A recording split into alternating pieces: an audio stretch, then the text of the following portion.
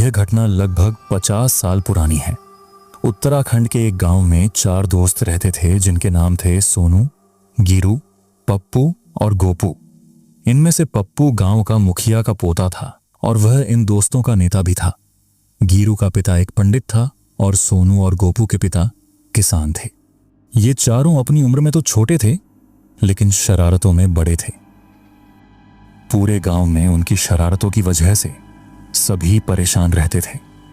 कभी वे किसी के बगीचे से फल चुरा लेते और उन्हें बाजार में बेच देते, तो कभी अपने मवेशियों को दूसरों के खेतों में छोड़ देते। गांव वाले उनकी शिकायत उनके माता पिता से करते, लेकिन ये लड़के किसी की सुनने वाले नहीं थे। एक दिन ये चारों अपने मवेशियों को चराने मसान खेत नाम के जंगल में ले गए। मवेशी चर रहे थे और ये चारों बैट बॉल खेल रहे थे।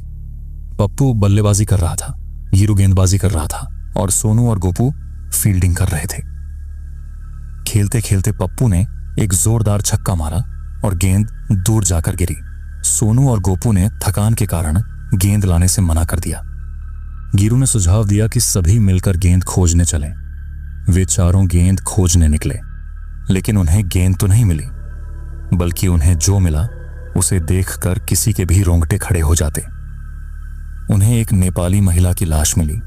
वह महिला लाल साड़ी पहने हुए थी, माथे पर बड़ी बिंदी थी, सिंदूर से भरा हुआ मांग था, आंखों में काजल था और पैरों में पायल थी।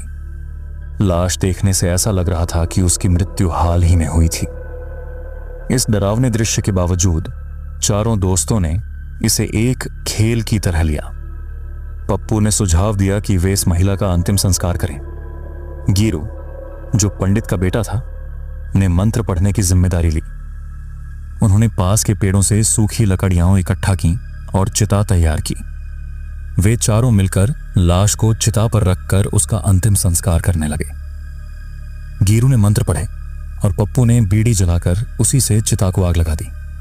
चिता धधकने लगी और चारों दोस्त खड़े होकर इसे देखते रहे। उन्होंने बीड़ी के कश लिए और चिता के पूरी तरह जलने का इंतजार किया। शाम होने पर चिता की राख ठंडी हो गई। पप्पू ने एक लकड़ी उठाई और राख को इधर उधर फैलाने लगा। बाकी तीनों ने भी ऐसा ही किया। राख उनके कपड़ों और पैरों पर चिपक गई। अंधेरा होने पर वे घर लौटने लगे। वे जंगल के बीच एक संकरी पगडंडी पर चल रहे थे। सबसे आगे सोनू, फिर गिरू, फिर पप्पू और सबसे पीछे गोपू चल रहा था। गिरू के हाथ में मशाल थी। अचानक एक झोंके से मशाल बुझ गई और चारों तरफ अंधेरा छा गया।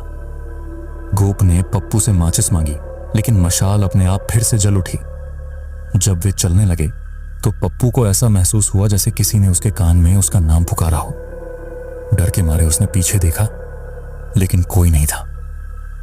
अचानक मशाल फिर से बुझ गई और अंधेरे में उन्होंने पायल की आवाज सुनी। यह आवाज धीरे धीरे तेज होती गई, जैसे कोई उनकी तरफ दौड़ रहा हो। मशाल फिर से जल उठी और उन्होंने देखा कि वही नेपाली महिला उनके पीछे भाग रही है। डर कर वे भागने लगे। पप्पू का पैर जमीन पर जम गया और वह भाग नहीं सका। गिरू और सोनू गांव की तरफ भागे, जबकि गोपू नीचे गिर गया। गोपू ने पप्पू की चीख सुनी और फिर जंगल में सब कुछ शांत हो गया। गोपू ने पास के एक घर में छिपने की कोशिश की। अंदर घुसते ही उसे लगा कि वहां कोई और भी है। उसने माचिस जलाकर देखा तो पाया कि उसके पास पप्पू की लाश थी। डर कर वह भागने लगा, लेकिन तभी किसी ने उसके पैर पकड़ लिए। वह जमीन पर गिर पड़ा और उसे घसीटकर घर के अंदर ले जाया गया।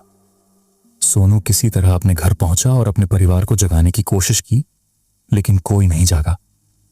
तभी उसने खिड़की से देखा कि उसके माता पिता और बहन एक खेत में खड़े होकर किसी लाश को देख रहे हैं। लाश का चेहरा खुला और वह खुद सोनू की लाश थी। पीछे से उसकी मां की आवाज आई, क्या देख रहे हो बेटा? जब उसने पीछे मुड़कर देखा तो वहां उसकी मां नहीं, बल्कि वही नेपाली महिला थी। डर के मारे सोनू की आवाज हमेशा के लिए बंद हो गई। गिरू अपने घर पहुंचा और अपने पिता को सारी घटना बताई। गिरू के पिता ने गांव वालों को इकट्ठा किया और महिला की अस्थियों को एकत्र करके सही रीति रिवाजों से अंतिम संस्कार किया।